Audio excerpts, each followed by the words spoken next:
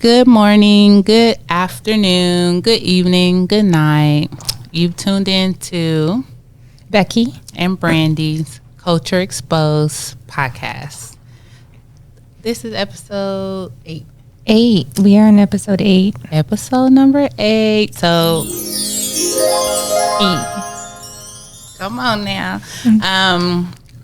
So this has been like a journey. We're trying to stay consistent, but life happens and things jump in a way where we're not being consistent, and we've shown it in our numbers how that affects our podcast. That's true, yeah. Because some of y'all be just listening to the first part of the podcast, and then y'all go and do something else, and you don't be hearing what we be saying at the end. But it was real spiritual, it was important, and it was positive. So yeah, so go hit back episode 7 and let us know what you guys thought. We talked about the Tupac arrest. Yeah, we did. About Mr. Keefe D being arrested. I did see the footage of him being stopped by the police. He's walking in. Oh yeah, I did see that too. He was like walking down in the neighborhood, and I think it was like really early in the morning, and they just like ran up on him, and he seemed very calm about it. Yeah, almost expected. He knew he was going to jail. He knew he was going to jail. So I believe that he was just waiting for it, you know.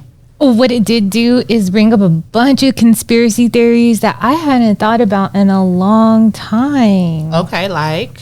Well, of course, you know, everyone's talking about Puff, and well, initially he even said Keefe D.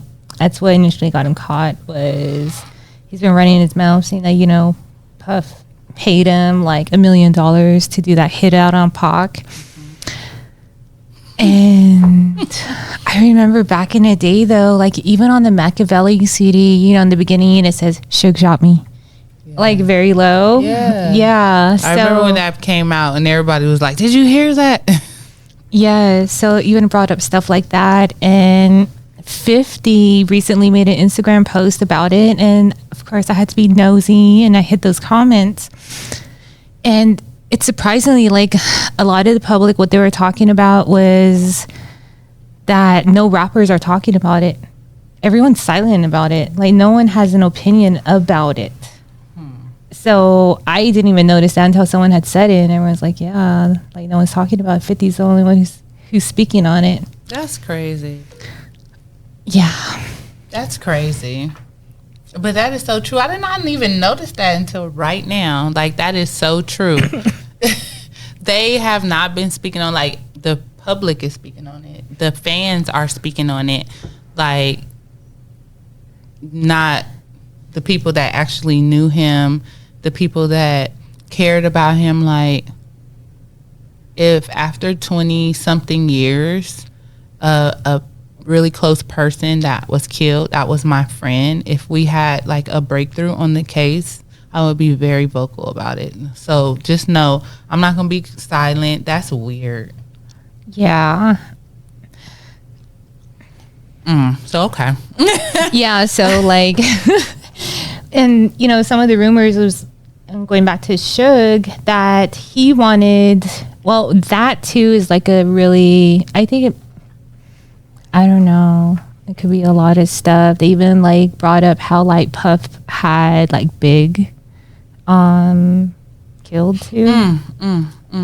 But you know, back then it was like retaliation because of Pac's death, because it was only like three or 4 months after Pac had died. Right. Everybody thought it was just like the retaliation. Like that came right after. I think he passed away in like March. And but the public, of course, the fans that were talking, they were saying, well, you can hate me now. And they said, re-listen to that song. And I guess like some of the lyrics that Puffy was saying, you know, now you can hate me, and basically saying like, now you guys are dead. And well, I shouldn't say that. Don't quote me on that.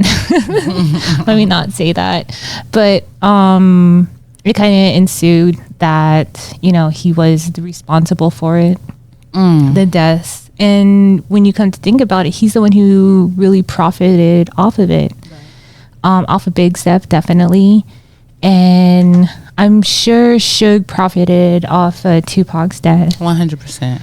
And the conspiracy about Suge being the one who shot Pac was because, you know, Pac, he pushed out all those records like nothing. What was that? In like 2 years, he pushed out all those records. And he was like, okay, cool, you got me out of jail. Here's these records. I'm going to live up to my word. And he did that. And then after that, he was going to break those ties with it and go and make his own label. And, you know, his first group was going to be the Outlaws. Right. And they were, and y'all know how the Outlaws was in Oakland. Like, they were bomb. Like, when they went out there and they started making like all their good music, like to this day they still making music. Yeah. But Tupac, they were going to be fire. Yeah. Can you imagine? And all the people that Pac would have brought out and probably would have left Death Row and been had his own label. That shit would have went popped off. Like, even Big could have did that too on his own, and then Puff wouldn't have had shit because he has no talent. Right. In my opinion. And you guys can quote me on that. Right. I think he has talent, but that's her opinion. I think he has talent. The talent is awful, but it's there. Okay? I didn't say it was good. It was awful, but it's there. Okay? Okay, he can dance. Yeah, I'll give him that. He can't. He can't. So, while we're on that subject, I was watching a podcast the other day, a video podcast, and they were talking about how a lot of the contracts for the record executives has a death clause in there. Have you been hearing about that? Yeah. Well, yeah. Yeah. Okay. I don't know how I feel about that. Like, what is the death clause? Like, what happens? I don't get, my family doesn't get any of the money that comes with my music due to the fact that I died while making music. Like, what is that? And that makes me scared for people that are trying to be famous. Because if they are putting death clauses premeditated in these contracts, like, they've been talking about the execs have been the ones that are putting the hits out and funding the, like, y'all better watch. Don't let me get too deep. Y'all better watch it. Y'all better watch what's going on out there, because these people are profiting off of your lives.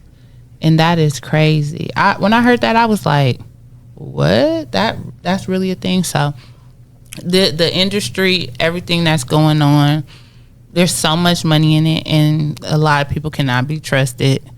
Hopefully, like, if you are getting into that industry, you have like mentors and spiritual advisors and people praying over you and a praying grandmama and everything that you need, because it's evil. Mm-hmm. The music industry, the movie industry, the fashion, it's like, this stuff is being very evil.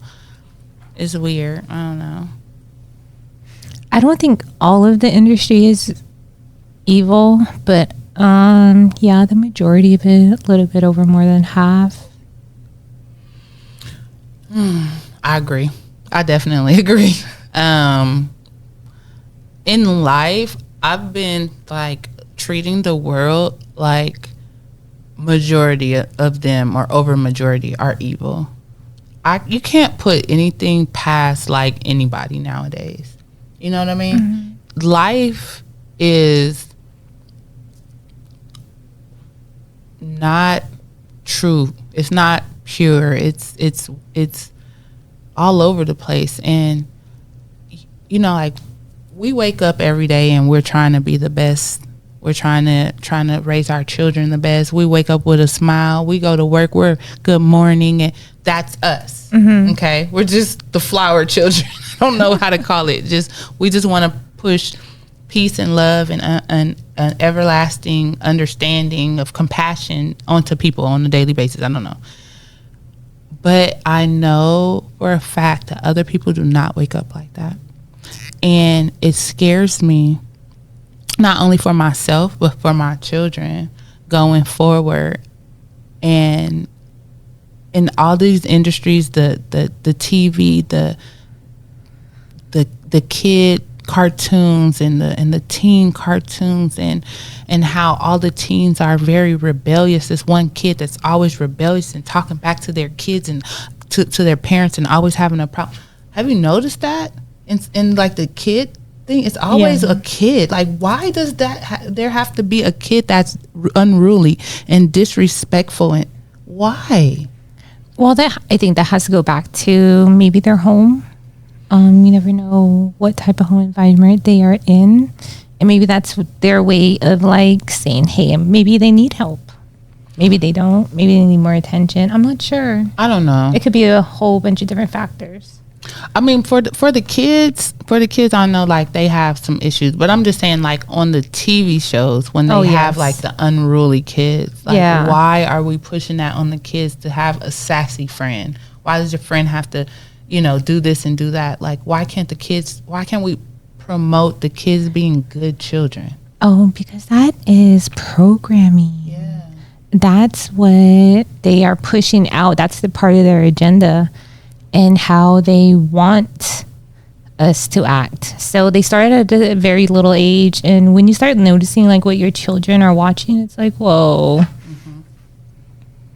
And even us, like, music has an effect, television, movies, they all submit a different type of frequency that affects us. Definitely. I have the Sirius XM in my car, and they don't have, like, there's a Disney channel, and there's a channel 8 for the 80s and channel 9 for the 90s, and a 2K channel and stuff like that. But sometimes I want to hear the hip hop channel, and I want to hear the old school channel or whatever. And I'm in the car with my children, and it's a song that I love. Let's say like a Fantasia song or something come on. I'm singing and I'm boom, boom, boom. That song goes off, and the next song comes on, and the next song is Cardi B.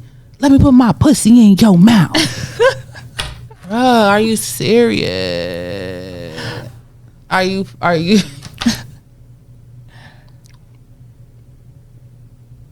mean, y'all, I cannot, like, and then here I am, hurry up and turning off the radio, and like my kids ain't never heard that word before, but I don't want to promote it to them. I don't want them to think that I'm just over here listening to it. Like, some of the songs that are out right now, I just don't like. I'm just not for them. Yeah, I'm not feeling the mumble rap. I'm not feeling the.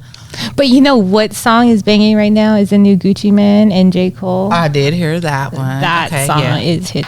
Yeah. But Gucci Mane and J. Cole are another level. That's like our era. That's true. But I'm talking about like the now, like the female rappers right now, the city girls doing this and doing that. Like, bruh, I do not want my kid to be a city girl. I'm not a city girl.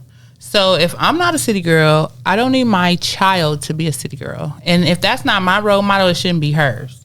And so whenever that type of stuff comes on, like, I do not promote it in front of my kids. I try not to listen to it around them. I try not to have it playing in the car. I'm giving them that experience to listen to something else. But that is not going to stop our children from listening to it on their own, though. It's not. But if they understand why we don't want that going into their minds, hopefully they'll understand why they shouldn't want it to go into their minds either. And then they will put something else on.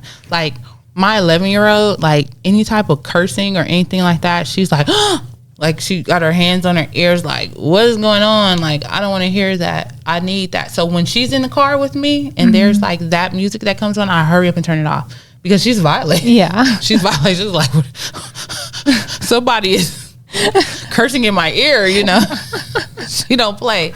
So I want them to know that I'm for that. Like, I don't want anything or anybody to violate them. And the music nowadays is just violated. There's nothing. The movies. Well, I don't know. The music was pretty raunchy too in the back of the day. I mean, I had Little Kim. No. So Little Kim was not. We didn't have access to Little Kim like that. Like not the cursing Little Kim. We had to somebody had to buy the CD. You couldn't download The it. explicit Yeah, somebody had to buy the kind that had the parental. where they actually used to card us. Right. Like you had to be 18. Seriously though, you couldn't get it unless somebody around the house had the CD. Like you couldn't download it and just listen to it on YouTube like it's nothing, or listen to it on Apple like it was nothing. Like for that music, I remember 8th grade, my SA homeboy Jonathan, he went to Crozier with us. He gave me a copy of Snoop Dogg, a cassette tape of Snoop Dogg's whole damn album. It was either Doggy Style. Yeah, the Doggy Style album. It was either a cassette tape or like one of the little. No, it wasn't DVD. It must have been a cassette tape. It had to be a cassette tape, but it was in like a Walkman because I was 8th grade and I couldn't listen to that music. He gave it to me at home. He gave it to me at school. I took it home, baby, at night. Under covers, listen to Doggy Style. 13, 12. Listening to the when they sound like when he be peeing. Right. And he's like rolling down the street smoking. Yes. I was 13. So like, and I didn't even know what was going on. I was listening to the Shoot Baby. That was 13. Yeah. I didn't know what Salt-N-Pepa was talking about at that time at all. But I knew the lyrics. Yeah. Now these days, like they had it like kind of mixed into the other stuff, so you really ain't know what they was saying back in the day like that. Yeah, because they talked like in code. And for real. Now this time now it's like straight in your face. Right. Let me push all that on your face and just splatter. You be like, what? Excuse me? That's for the bedroom. Why are we talking about that on the radio? Like, bro, I'm so confused. Like, yeah, it's not clever. It's not clever. It ain't clever at all. It ain't clever at all. It's horrible, and we gotta do something better. Like, y'all, I try to do my best because it is everywhere. My kids have phones. We put YouTube Kids on there so they can't see regular YouTube, so they can't be looking over the internet. We have on their phones the restrictions, so hopefully that limits their access to the world, and then, or whatever. But we got to do our part. We can't just let these kids rap. Like, I don't let my kids spend a night over other people's house. Like, just because I don't know what goes on in y'all house when y'all sleep, and then my baby might not be asleep. Right. So that's why they don't go over to nobody's house. They don't spend the night. We have to protect these babies. Yes. These little boys and these little girls, they need to be protected until they can protect themselves. And I will be damned if I let anybody have access to them because I'm lazy and I need a break. I don't need no break. Girl, they can stay right at the house with me, okay? I don't need no break ever, okay? I don't need nobody to babysit. I don't need nobody to come over and get them. I don't need my kids to go nowhere. Right. And that's how we have to be. We have to have our eyes on these babies at all times, or, the unthinkable can really happen, or the unthinkable can be shown to them. These kids are advanced these days. They really are. I would hate to have my baby around somebody kid that's advanced, because she finna know everything because she is sheltered. Mm-hmm. Your baby too. Let me say all that. All my babies, right? Especially that little one of yours. He real sheltered, so he can't be around. But seriously, like, they're innocent, and we've kept them that way, and that's a good thing. Yes, they're 10, they're 11. They're supposed to be innocent. They're not, especially in this day and age. Girl, please. And it's hard to find innocent kids nowadays. So really if you got one, keep them. Yeah, because I sure as hell was not innocent. I was so bad. I was bad. Yeah, I mean, as far as like drinking and drugs, yeah. I was doing the upset. I wasn't doing no drinking, no drugs. That's what I wasn't doing. I was being hot in the tail. So yeah, the things that we were doing, like, thank God, but we were like sneaking doing that stuff because we didn't really have access to that stuff. Like, they got access to everything now. They can see everything. Like, I'm so afraid. Anyways, let's get off that. Yeah. Okay, so let's get on the 2024 president election. So I've noticed that there are two Democratic nominations. One is for, or people that are trying to be elected is One is Biden. y'all president, Joe. Same y'all. I voted for Bernie Sanders. Okay. Oh, he's my president. I voted for him. I'm going to tell you, I voted for him. He is my president. Now, I don't know about next year, but that last time, yeah, that was me. That was me. Other than him, we have my pick for the 2024 election. I'm going to let y'all know now. Y'all need to go over here and follow Marianne Williamson, okay? Who is Marianne Williamson? She's a self-help author and former spiritual leader to Miss Oprah Winfrey. So she doesn't have any political background? Hopefully she do. Somewhere. She do somewhere. I'm going to find it because I did a lot of research on her, but I watched her in about 3 debates and a couple of interviews, and I liked her views. Like, we got to look to see what these people are saying outside up front in the front. Like, when they want to get close to getting elected, they say whatever they want. But right now, for them to get in, we need to hear what they saying because I need to see if I need to give them her vote. She is for everything we for. I'm going to tell you that right now. She for everything we for. I haven't found one thing that she wasn't for with us. So, us meaning the mother, the woman, the American, not the wealthy. Not the wealthy. Mm-hmm.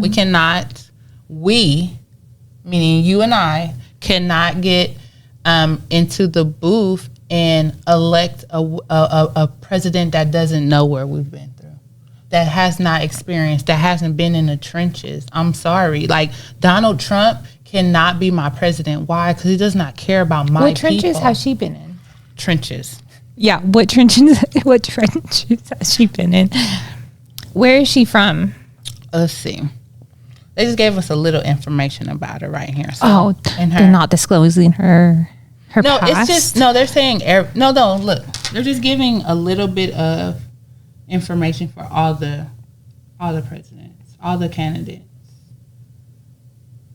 So it's just a little thing that she has on here and then Trump has on here. So look her up and I'm going to Google Marianne Williamson. Says in her unsuccessful 2020 campaign, she called for a federal Department of Peace, supported reparations for slavery, and called Trumpism a symptom of an illness.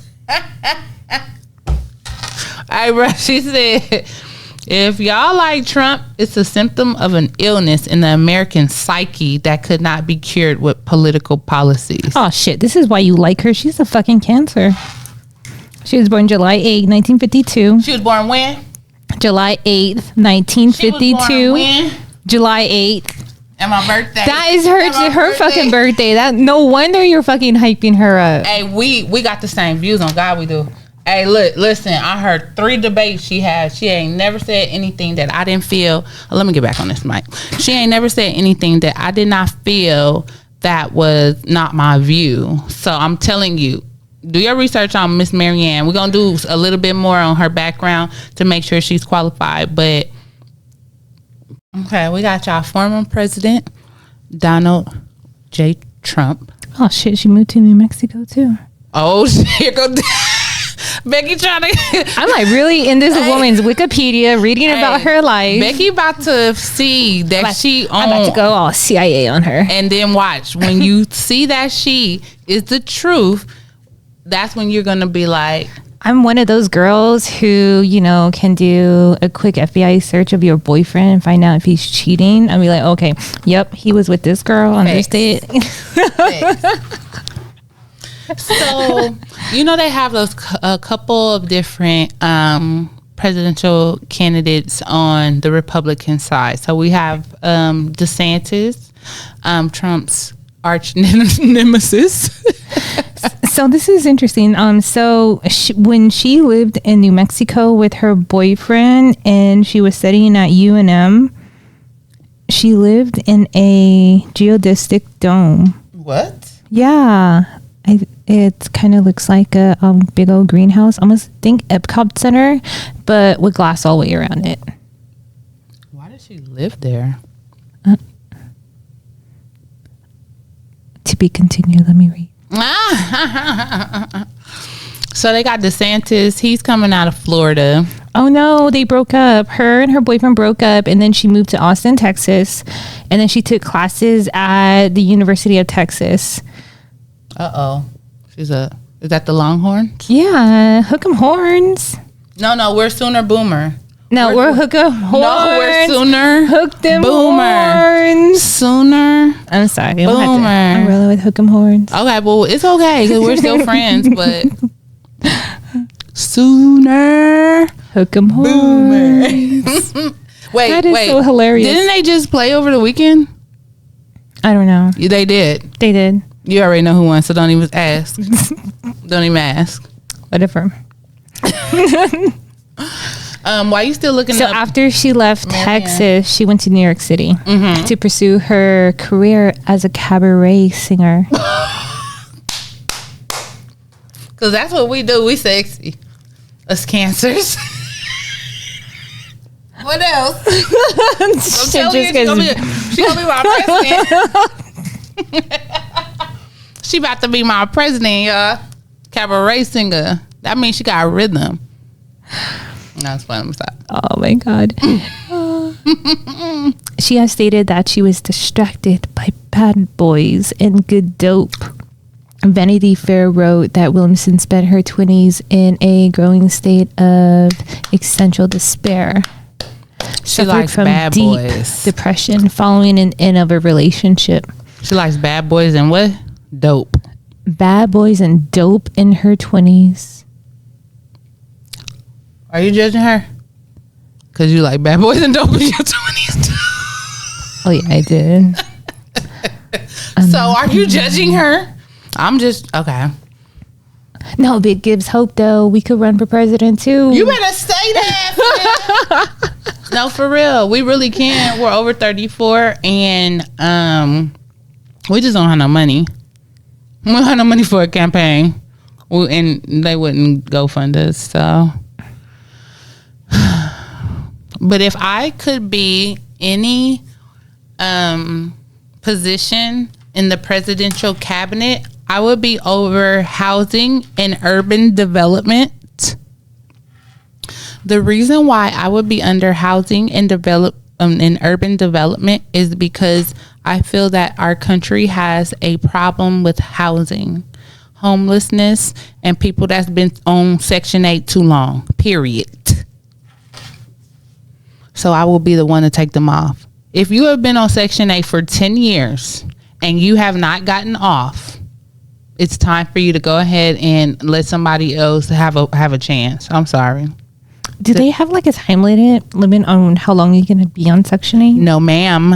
Oh, so it's like for life? That's why I would be as we call it, the housing and urban development representative. Because I would put a age and a cap on Section 8. That don't make no sense. But anyways, I ain't here to judge. I'm just here to let you know. Y'all messing up our taxpayers' money, and that's why some of these people can't get scholarships and stuff because y'all got $1,200 and $1,300 a month. Don't get me started. I don't think I'm better than nobody. I just think that some of y'all are lazy as hell. So as you mentioned that Williamson was a spiritual advisor to Oprah. And it says that her style has been described as a trendy amalgam. Am I saying that right? I'm horrible at English. I don't even know what an amalgam of Christianity, Buddhism, pop psychology, and a 12-step recovery wisdom. What is 12-step recovery of wisdom? I think that's wisdom. That's interesting. Yeah, we will have to look into that. A 12-step program for AA. I was thinking, yeah, that's exactly what it is. It's basically the same thing as like AA. Like your affirmations and giving back and doing everything in order to be a better like person. the basic 12 12 steps for any addiction. Okay. I feel that. Okay, I feel that. Oprah. That's what's up. Why you still looking up that? What about that one guy, Vivek Ramsey? Who's that? Is he the Republican? Mm-hmm. The one that's from like India. I have no idea. He's from like India, or he's the Indie. What is their ethnicity? Indian? Yeah, I think they are Indian. Oh, happy Indigenous Day. It's Indigenous Day. Happy Indigenous Day to my friend. Hey, shout out to the Las Vegas Indian Center today because they gave out free rent? No, free Indian cars. Tacos. No, they give out free food. Them big old Indian tacos. Yeah, they gonna give out Indian tacos. Hey, they be big like this, yo. But you didn't have that? No, I'm conflicted. I called them Navajo tacos, and it was really good, actually. Mm-hmm. Yeah, it was really good. They hooked it up. The fry bread was on point. Why are you conflicted? Conflicted about Indian? Well, there's like this big old struggle in the Native community about people calling Indian tacos and Navajo tacos. But we all know they're Navajo tacos. Well, then we need to start calling Native community just kind of took it over and they said, oh, it's Indian tacos, but it's really from Navajos though. It's our fry bread. Yes, it'd be so good. I eat it all the time at the fair. Every time we go to the fair, I get the Native American tacos. Yes. So, and then also Las Vegas, shout out to Las Vegas. They're turning the Las Vegas sign, the one that blinks at the end of the strip right before you get to Mandalay Bay. Blue and yellow, I believe. So for today, those are the to colors. Honor the indigenous. I don't know. I think they just chose that themselves. I don't know who gave them those colors. Okay, they made some colors up. Yeah, you know what? Blue and gold. Here you guys go. Right. These but are your colors. I was gonna drive by there here in a little bit after we're done here. Oh yeah, it's right up the street. Yeah. Oh yeah, let's go over there. Let's take a picture. We're gonna take a picture like this. Yeah. Indigenous Day. Then you can check that out on our TikTok. Right. Well, we have a solar eclipse coming up. Oh, also let me add, I did go to a powwow too over the weekend out at Snow Mountain, which is just like 10 minutes outside of Las Vegas by Mount Charleston. Nice. So that was cute. It was fun. I got some fry bread there too. It was slapping. Was it? Yeah. How were they with the so I've noticed that jewelry. I've noticed that when there is an event that's based on a culture, people come out and they sell stuff and everything. But sometimes, like, it's so expensive. Like, you go to the Foodie Fest, or you go to the Pacific Islander thing, or you go to the African thing. It's like the stuff is like overpriced. Did you see that at the powwow? Was there any things that were like overpriced, and you're like, what are you guys doing? This is not supposed to be. Well, actually, over the weekend was my hometown fair, and I heard they were selling fry bread out there for like $6 to $7 a fry bread. And I happened to score one for $5 at this powwow, which I guess is decent, but at the same time, we can make that shit. But we got it. We supported. And then we got some curly fries where I think we got robbed. Okay. How much? $12. We would have went home. $12 for some curly fries. We would have went home. I missed out. They had some lamb, I guess, going over there, like a lamb sandwich. I missed out on that. Too late? Yeah, I was late. You went late? Yep, I was late. I barely made it for grand entry. Got to see some cute dancers. That's good. Yeah. Did you take some video? I did take some video. We're going to put it on our site. Yes, took some video. So that was nice. The kids enjoyed it. My daughter got some jewelry. Nice. Yes, the jewelry. I think their jewelry was Good pretty price? decent price. Okay. I mean, it is inflation and stuff, but it wasn't too crazy. What kind of jewelry did she get? She got like a few bracelets and I think an earring. Okay. And I don't know if she got a necklace or not. Maybe she did. I'm not sure. That's good. We need to definitely expose our kids to our culture, not just American culture, because they're Americanized already. 'Cause they've been here since birth. Colonization. Of our people. But we definitely need to make sure that they understand our culture and don't forget it, keep it in the back of their minds, and they represent it when they can and when they should, because it's great to have a second identity as to being American. That's my second identity. You know what I mean? When I was born, we had the culture of the African culture, African American culture, but it was always African first. So I do believe that that's our first culture, but because we live here, we have to be Americanized. But I would love to go back to Africa and see just the people, the land, the earth, the jewelry, The vibration, the energy. baby, the heat. Come on. I would love to go back there and just be able to be immersed into our ethnicity, because we don't get it here. We're American.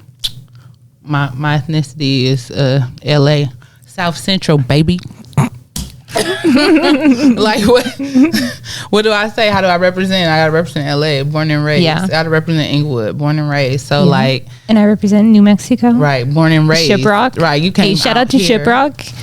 in Las Vegas in the 90s, so we're Definitely shout out to Shiprock because they honored the past Miss Northern Navajos. Oh, they did. They did. I seen And my mom was a past Northern Navajo. She was the fourth. Miss Nancy Keith Hill. Beautiful. Oh my God, the They were the Grand Marshals. It was popping. I love that. They were honored as the Grand Marshals at the parade. My family that was out there, they recognized them and gave them love. So that was really awesome. That is Very humbling. right. Yes. Okay, that's what's up. I seen that picture. I was like, okay, Mama Hill. I see you. Like Miss Navajo, like don't play with her. Yes. Shoot, don't play with my friend. Her mama's a pageant winner. She's the winner, okay? Exactly. Don't play with my friend. Let's talk about okay, so the solar eclipse is coming. Oh, yes. And then the new moon is coming too. All on the same day. And yeah, it's on the 14th, which is this weekend on Saturday. Las Vegas is not going to be in like direct, won't have like the direct effects, but we'll see like maybe a crescent of it. But it wouldn't be like the full solar eclipse. Back home in New Mexico, though, over in the Navajo Nation, they will get the full effect, the whole ring of fire. Tight. That's tight. And it's crazy because the new moon is actually our Navajo New Year. And that starts at 11:55 Mountain Standard Time, 10:55 in Pacific Standard Time. So a lot of interesting things happening that day. And they said that NASA's gonna fire 3 rockets. There's a conspiracy out, remember? Yeah, they did say that. They said NASA's gonna fire 3 rockets at the eclipse. So yeah, it's so much stuff going on. So you guys, we have to see, because if that happens, oh my God. But this is the first eclipse of I want to say like at least 2 or 3 eclipses that are coming up. Really? Yeah, so there's going to be another one. I want to say in November. And it kind of like X's over the United States. And I did see that. So I think that one's the lunar eclipse. I did see that. Yeah, so they're only a couple weeks apart. So you guys just be very present. Stay calm. There's going to be a lot of people affected by the eclipse. Definitely. emotionally and everything. And if you don't think that eclipses affect you, they do. The energy, the vibrations, everything. Just stay positive. There's a lot of crazy stuff going on, especially in the Middle East. I know. Yeah. So just stay positive and send out as many good vibes as we can. Right. Definitely. November 5th, daylight savings time. So we're going to put our clocks back, but that's not till next month. So don't think about it this month, but just keep it on. We just started fall. Fall was September 22nd. There's been a little bit of change in the weather. Yeah, I think so. So that's good. It's going to start getting cool. Las Vegas. We need to make sure that we get some air up in there, and we're still doing air. And what's this? October the 9th. We're still doing air. That's crazy. It was fall like 3 weeks ago. Yeah, it's like 86 degrees outside right now. Crazy. So we are definitely gonna have our cooking show. And we're just gonna record it because our chef is just so busy that when we're trying to record, he's just busy. That's all I'm gonna say.